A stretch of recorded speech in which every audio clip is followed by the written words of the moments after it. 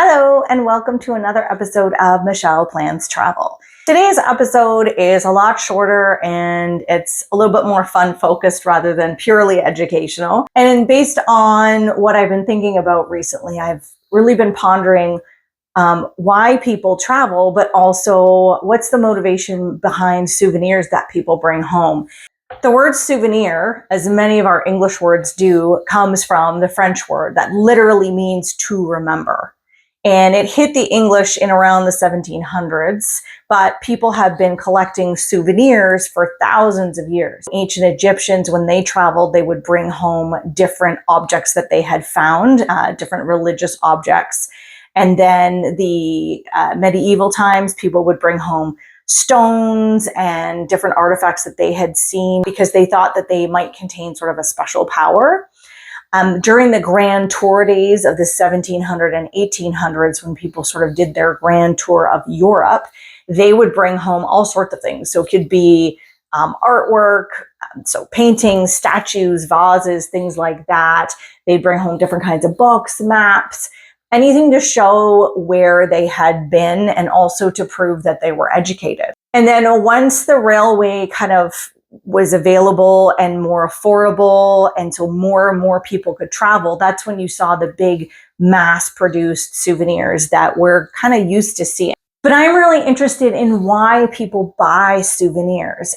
And researchers have actually kind of found four main reasons that people buy souvenirs. So the first one is to preserve memories of the trip that you've been on and the place that you've been.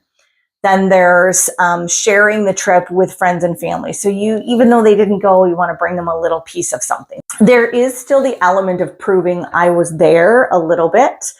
And then also it's to create like an emotional tie to that trip. So it can remind you of that trip every time you look at that object. So we all know classic souvenirs. You've got fridge magnets, beer mats, bottle openers, tea towels, spoons, shot glasses, keychains, miniature landmark. When I was younger, a big thing were those badges that you would sew onto a vest or a jean jacket or something like that, or pins.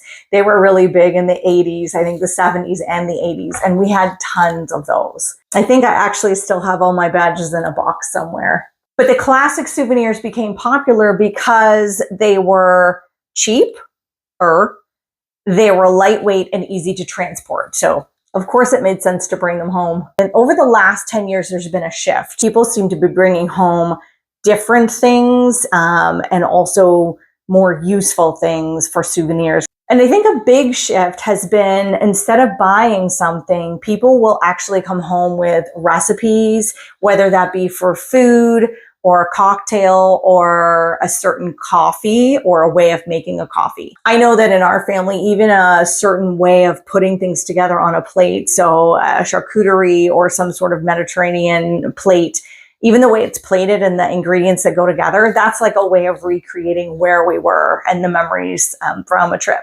So why is the shift happening is a great question. And there's a few reasons for this they've found. So one is that people are actually trying to own less. People are really feeling that authenticity matters more. So instead of just like a mass-produced souvenir, people want something that maybe was handmade by a local artisan. And there's not really a demand or a need anymore to prove that you have been somewhere, because now that we have all of this presence online, we don't need to prove that we've been anywhere because it's all already up everywhere. So really, it's more now about preserving those memories for yourself and sort of recreating those memories and recreating the emotions that you have surrounding that wonderful trip that you went on. Another thing too that I've noticed that experience travel is really booming.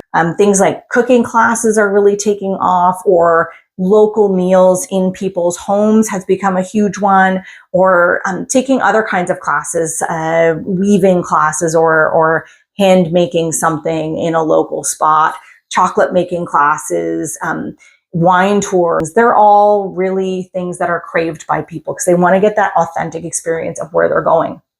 So my fiance and I started collecting Christmas ornaments together when we first started traveling together. We like doing the Christmas ornaments for a couple of reasons. One, they're generally a little bit smaller. Two, we get them out every year. They don't go forgotten. So there's a time of year where we bring them out.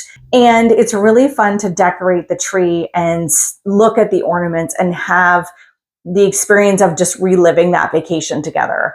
So these are 3 of my favorite ornaments. I have a ton, but these are 3 of my favorites. This one we got when we went to Hawaii. I love this ornament in particular because it shows all the different islands of Hawaii. And then it has some of the flowers of Hawaii on the other side. And it was locally hand painted as well by an artist. This one is probably a little bit more mass produced. I'll be honest. It does look like one that is mass produced and they just kind of stamp that particular beach's name on it. But I do really love it because when we went to Turks and Caicos, this was literally the color of the water, the color of the sky, and the sand. And of course, this is my Eiffel Tower.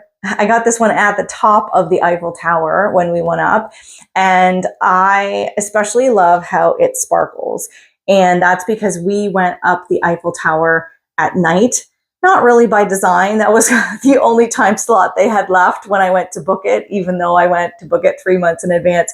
We were on the Eiffel Tower when the tower started to sparkle. And so it was just really magical to be up there.